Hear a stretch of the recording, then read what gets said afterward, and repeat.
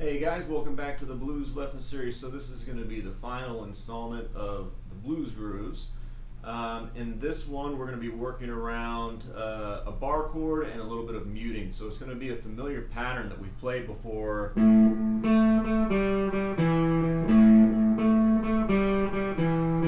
But the first one is going to be that pattern with an upstroke on basically holding our bar chord here. So here we have an A bar chord. We're going to lay the index finger across the 5th fret, and I'm going to put finger 2 on string 3, fret 6. So alternating with every note is an upstroke on strings 1, 2, 3. You don't have to think too specifically about it.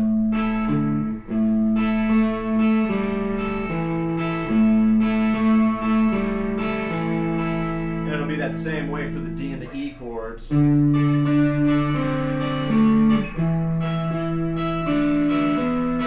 So just to review that pattern, that's string 6 fret 5, string 4 fret 7, string 4 fret 5, and string 5 fret 7.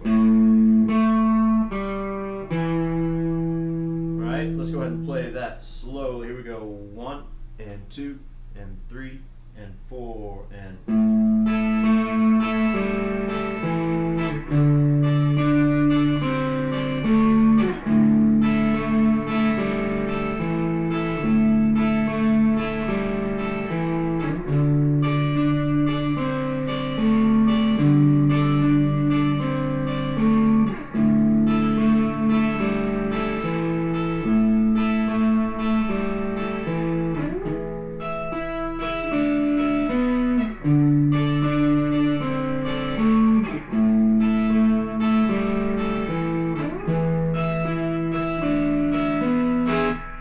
So if you're not used to bar chords, be patient with that. Go check out the technique video on bar chords, just to have some perspective on how to get that bar down. You want your hand to be comfortable, and there's different ways to think about it. It's not necessarily just as simple as slapping your finger down. There is definitely method to the madness. Let's try that a little bit quicker.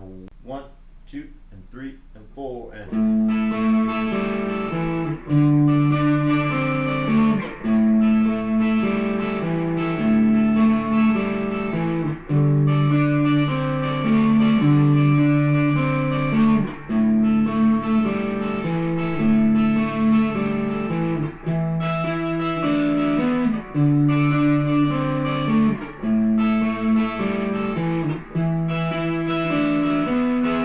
good. So that one's a little bit more pressure in the hand. This next one, it's the same thing pretty much, but we're not going to be holding the bar down, but we are going to be aiming to mute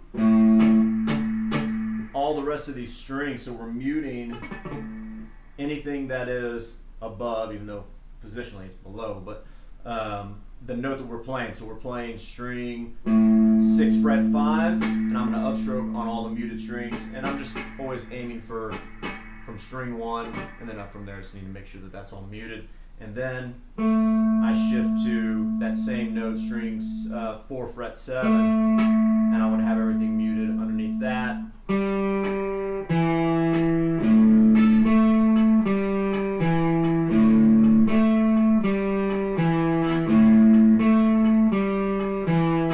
It's a little bit tricky. Keep that first finger close to everything as you shift. So I'm really using that to mute everything. Really just crawling over the strings. Same thing for your D and E. So let's try that slowly. 1 and 2 and 3 and 4 and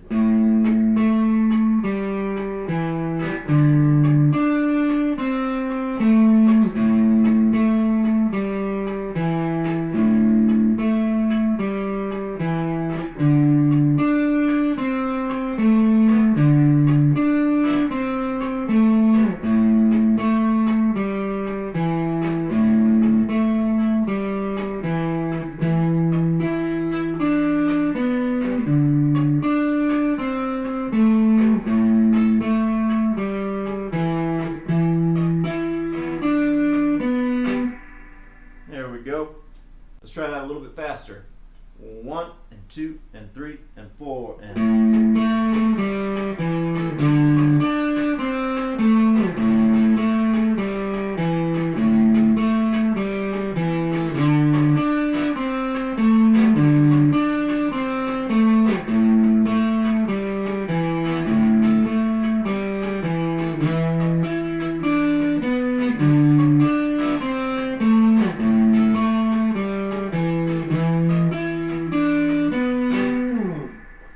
Good job, guys. Take your time with that one.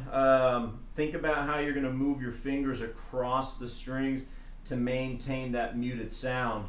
I'm pretty much using finger 1 to mute everything, but of course we can be kind of lazy in a sense as far as the way that our fingers are laying down. You know, maybe we've been told to land on that fingertip, and sometimes that's true, but then when you're implementing some different techniques, things need to be manipulate a little bit. So you learn one way and then learn all the rules and then break the rules, right? So have fun with those. Next, we will be digging into some turnarounds and intros. So stay tuned for that. See you in the next video. Thanks a lot.